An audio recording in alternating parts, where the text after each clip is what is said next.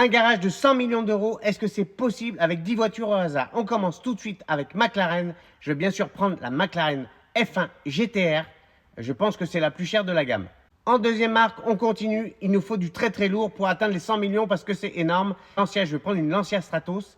De préférence une qui a un palmarès puisque c'est les plus chers. 100 millions d'euros, c'est énorme. Il me faut absolument les voitures les plus chères et surtout les marques les plus prestigieuses. J'ai dit les marques les plus prestigieuses. Mini, je vais prendre la toute première Mini. Peut-être qu'elle vaut un peu d'argent, mais on va être très loin de l'objectif là. Allez, on a fait 3 voitures, on n'est pas encore à la moitié. J'espère atteindre cet objectif avec Lexus. Bien, dans ce cas, je vais prendre forcément une Lexus LFA Nürburgring Edition. Je remonte en valeur, mais c'est difficile.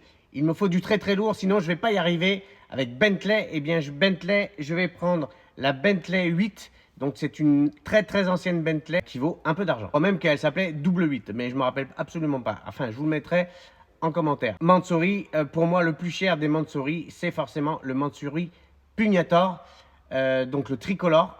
3 exemplaires dans le monde, comme son nom l'indique. Il a été vendu 2 millions d'euros. Mais 2 millions d'euros, c'est pas assez pour atteindre les 100 millions. Il me faut du super lourd. Avec Porsche, je vais prendre la Porsche 917 des 24 heures du Mans. Celle-là, elle vaut beaucoup d'argent. J'ai bien remonté la pente grâce à Porsche, mais il faut continuer dans ma lancée pour obtenir l'excellence. Ford, je vais prendre la Ford GT40, celle des 24 heures du Mans. L'une des premières, donc qui vaut énormément d'argent, c'est sûr. Plus que 2 voitures pour terminer notre défi des 100 millions d'euros. On en est très loin avec Toyota. Toyota, je prends la GT1. Mais quelle valeur elle a? J'en sais rien du tout. Dernière voiture pour notre garage à 100 millions. Est-ce qu'on va y arriver? Pour l'instant, on n'y est pas.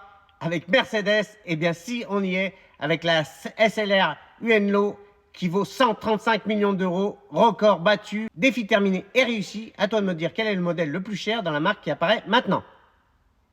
Abonne-toi!